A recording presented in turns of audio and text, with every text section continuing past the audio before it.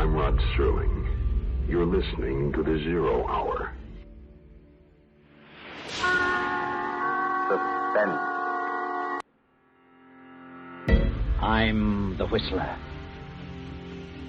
Yours truly, Johnny Dollar. Who is it? The Fat Man. Presents The Man Called X. The Mysterious Traveler. Another journey into the realm of the strange and terrifying. I hope you will enjoy the trip, that it will thrill you a little and chill you a little. So settle back, get a good grip on your nerves. Where are we going? You'll find out when we get there.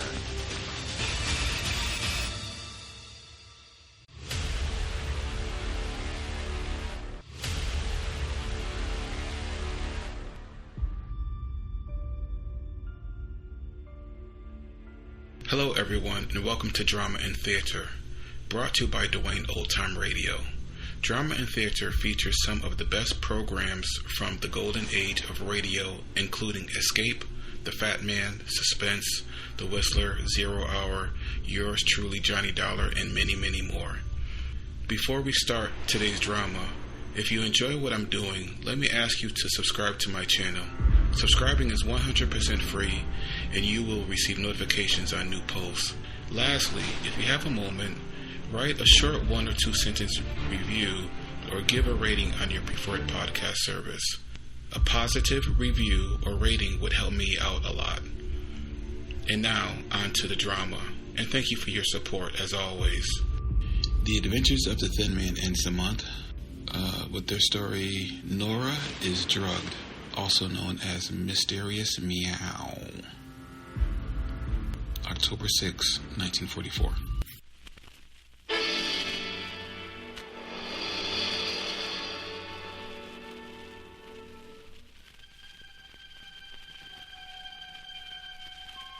Good evening.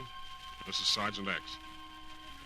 Of all the countless characters created by the pen, comparatively few are destined for a long public life. However, Dashiell Hammett, the mystery writer, created a couple of characters named Nick and Nora Charles about 10 or more years ago.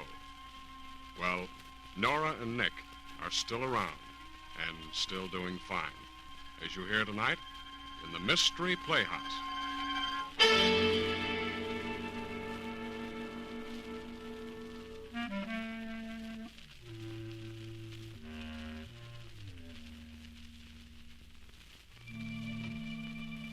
Yes, tonight the Mystery Playhouse is host to Nick and Nora Charles as they appear in another episode from The Adventures of the Thin Man. Well, to begin with, our mystery in the lighter vein is chock full of surprising and unusual occurrences.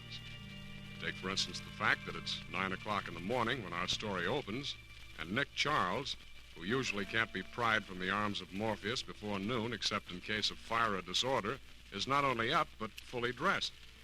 And it's in this extremely unlikely situation that he's found by his good friend Ebenezer Williams, sheriff of Crabtree County. Eb is very surprised indeed. In fact, you might say he's amazed. Well, all dressed. My Godfrey. You sure you're all right, Nick? Oh, come in, Eb. I've been going crazy. I've been up all night. What's wrong? Nora's gone.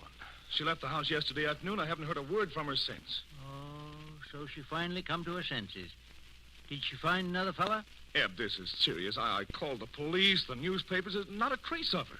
This never happened before. Oh, take it easy, Nick. Eb, I've never felt so miserable. Well, look at me. No dinner, no sleep, no Nora. Maybe that'll learn you to be nice to your next wife. I don't want a next wife. I want the one I got. You can't get that model anymore. What am I saying? Eb, do you really think she left me? Maybe. Oh, maybe that's the police. Maybe they found the body. Maybe. Shall I answer it? No, I'll face it. I have it coming to me. Hello? Hello. Tell Nora that Wolfie is calling. Who are you? Wolfie, you dope. Well, I'm Nora's husband. Don't worry. You won't be for long. Oh, how do you know? Because I'm the guy she's going to marry. Who says so? She does. She proposed to me last night. Hey, what is this, a gag? What did you do to my wife? My dear fellow. Hey, come on, you pug, talk. I refuse to listen to such language over a telephone. Hello? Hello? Who was that? Some idiot Nora promised to marry last night. That ain't possible. She can't be married to two idiots at the same time. Guy screamed just before he hung up. Eb, what could have happened to Nora? Hello? Hello? This is Leo. Hello, Leo. What do you want? $200, of course. What for? The mirror, naturally. It's cheap. But that's Leo for you. Always a sucker for a beautiful dame. Listen, I don't know anything about this.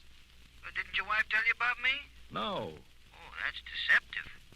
Where'd you last see my wife? In Leo's. The gathering place of convivial spirits. She left after she broke the mirror behind my bar. Why? My wife didn't get home. I've been looking everywhere for her. Entre nous, Bud. You shouldn't let a dame like that go around loose. That's just it. Was she loose? Well, I'd say she was tight. That's impossible. Nora never gets tight. Does she throw horseshoes at mirrors in her natural state? Where did she get a horseshoe? From a horse, naturally. Who was my wife with? One was a female lady of interesting design. The other was a male gentleman of designing interests. What are you talking about? The guy I know. His name is Bill Martin, a no good. The dame I didn't know. Listen, I'll be down to your place. Where is it? On 6th Avenue in the village. You know what I'd do if I had a wife like yours, Bud? No, what?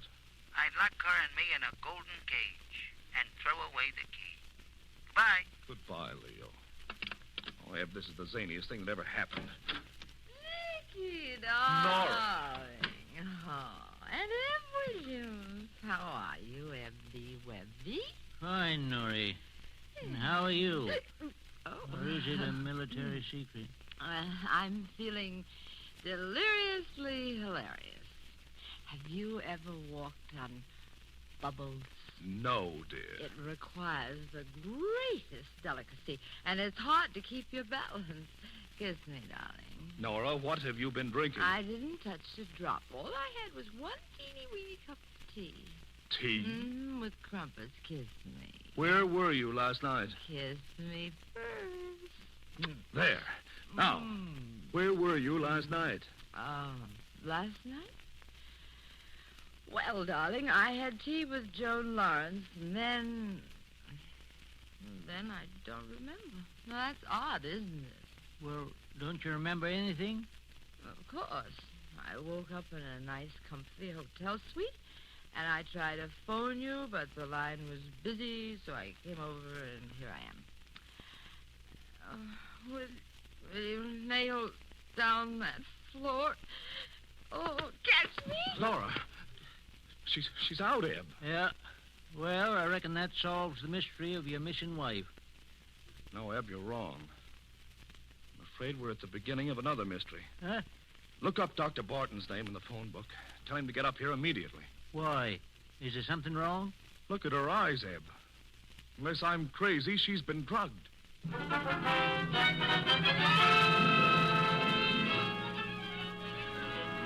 darling. Am I dying? No, dear. The doctor said you'll be okay. The doctor? Yes, Sir Nori. You've been drugged. Oh, why should anyone want to do a thing like that to little me? That's what I want to find out.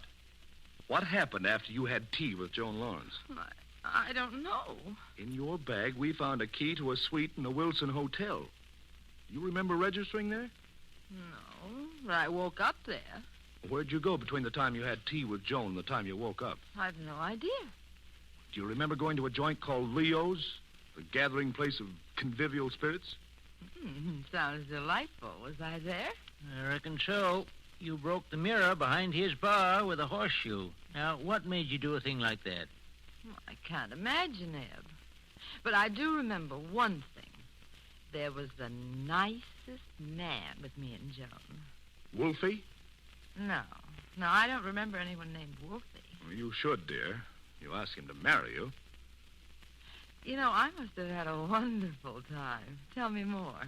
You know a fellow named Bill Martin? That's him. He's the nicest man. Joan knew him. He's in business with her husband. Darling, did you call Joan? Yes, baby. No one answers at her Well, apartment. that's funny. Nick, do you think something happened to Joan? I don't know, darling. But I don't think you were drugged by accident. We're going to the Wilson Hotel and check that key you have.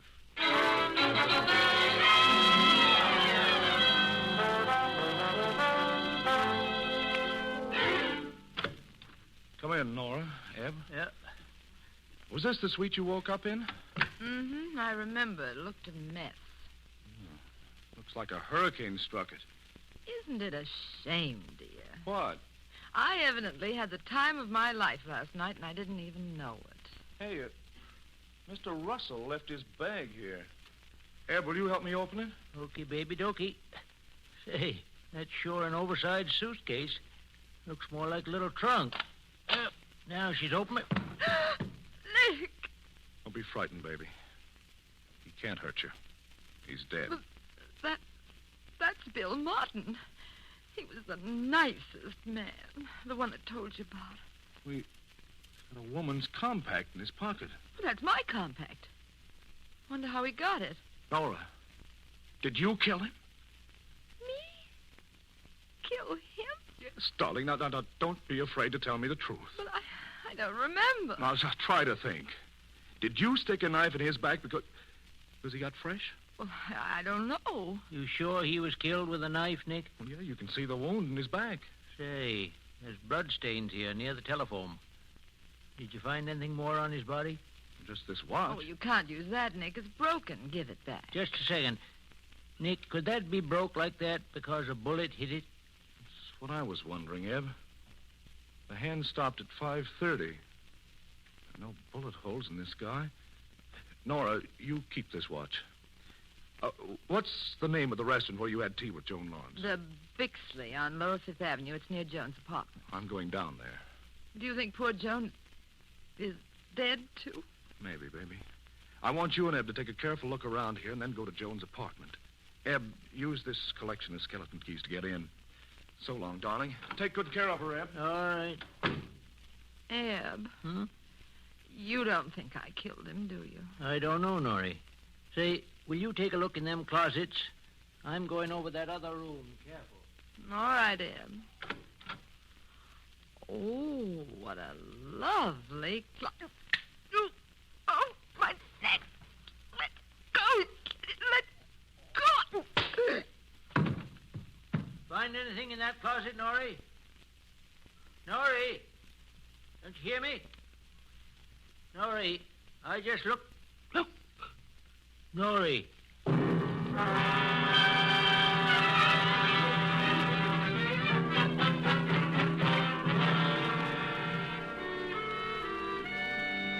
Head waiter said you wanted to have words with me. Yeah, that's right. Were you on duty in this restaurant about 5 o'clock yesterday afternoon? Yeah. Hey, ain't you Nick Charles? That's right. Don't you remember me? Rayfield, the rat. Of course. I sent you up, didn't I? Yeah. I could have got 50 years, but you only let me get 10. Gee, you changed.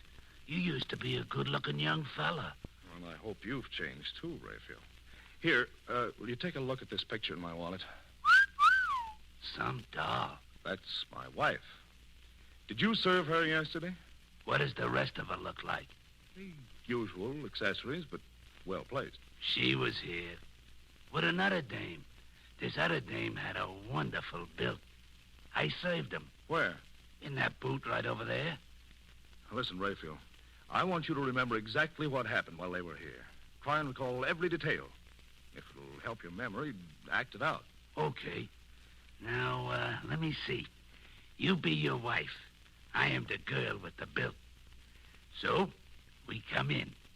We look around to see if anybody notices what terrific lookers we is. And after we see that all the wolves is foaming at the mouth, we sit down. Now, where do I sit? In the corner of the booth. Me. I'm the other girl. I sits here. So another person joins us. A guy named Bill. Very good looking. Bill Martin? Yeah, that's his name. He ordered cocktails. Now, listen carefully. Did you see Bill Martin put anything in the girl's tea? No. But an hour later, they was all still here. Bill had lots of drinks, and they was all laughing like things was hilarious. Did you see any of them leave? Yeah, I left. I mean me, the girl with the belt. I comes up and asks me, Rayfield, where is the telephone booth? And I tell me. Then me, Rayfield, I see your wife and a man in the booth. How'd my wife look? Tired like. Sort of sitting in the corner, leaning back with her eyes closed. I figure she drunk some of the guy's cocktails. When did this girl return? In about 5 minutes. Did the man leave the booth at all? No. Why should he leave when he's got a good-looking babe like your wife there? About 6 o'clock, they all left together. They all walked with a wobble. Okay, Rayfield. Guess that'll be all. Thanks. Don't mention it. And if you need my help again, be free to call on me. Nothing's too much for the guy what sent me up the river for 10 years.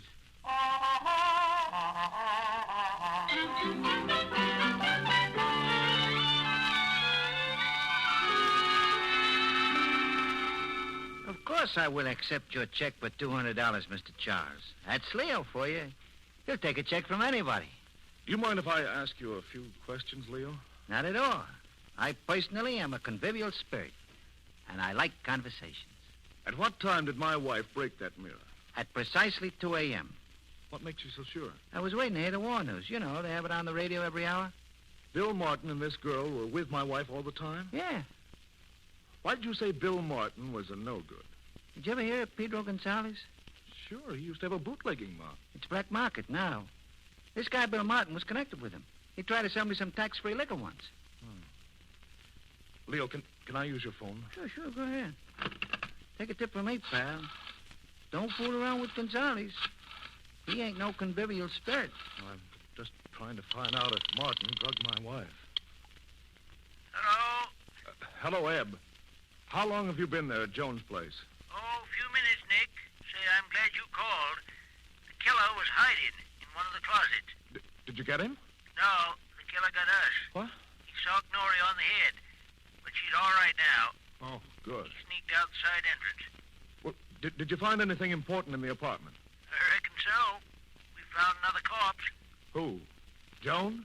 No. Her husband. Shot full of bullet holes. And plenty murdered.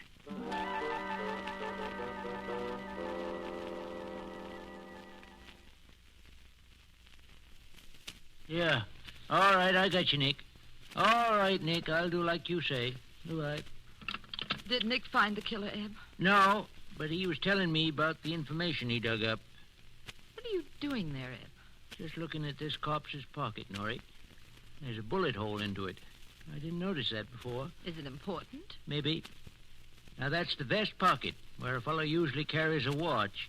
You know, I think this fellow was not only killed, he was robbed by Godfrey.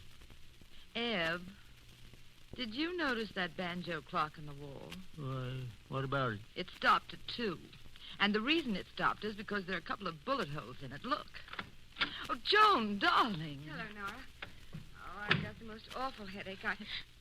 Gilbert, what happened now, to him? Joan, try to put yourself together. Your husband's been murdered. We've found him here like that. Now, dear. Oh, Nora, this is awful. There, now. Nick and our friend Ed Williams are working on this case. Now, if you can keep a grip on yourself, you can help us. Well, I'll be all right, Nora. I was afraid something like this was going to happen. That's why I wanted to talk to you yesterday. My husband and Bill Martin, they were in trouble with Pedro Gonzalez. He's a gangster, you know. Yeah, Nick told me all about that. Miss Lawrence, where was you last night? Well, I'm not really sure. It's all very hazy. I woke up only a few minutes ago at the Royal Crest Hotel. Did anything happen to Bill Martin? He's been murdered, too. Oh, no. Nora, he was drugged. Well, then I must have been drugged, too. Well, of course, I see it all now. They drugged us so I wouldn't go home and find them killing Gilbert, and Bill Martin must have known about it. He was very close to them, so they killed him to keep him quiet. Yeah. Was your husband alive at 2 yesterday afternoon? Well, yes, I had lunch with him. Joan, Why'd you murder your husband? What are you talking about? You, Joan. You murdered both of them. Nora, he's crazy, isn't he? Eb, how could she have done it? It's impossible. No. She drugged you at about 5:15 yesterday afternoon. Then left, saying she had to make a phone call. But instead, she come up here and killed her husband. She turned the clock back to 2, put a few bullets into it, come back to the restaurant where you were sitting with Bill Martin. In your condition, Nora, you didn't even know she'd been gone. I don't remember everything, but I do know Joan was with me last night. Sure. She was using you as an alibi. At 2 a.m., the time she wanted the police to believe the murder was committed, she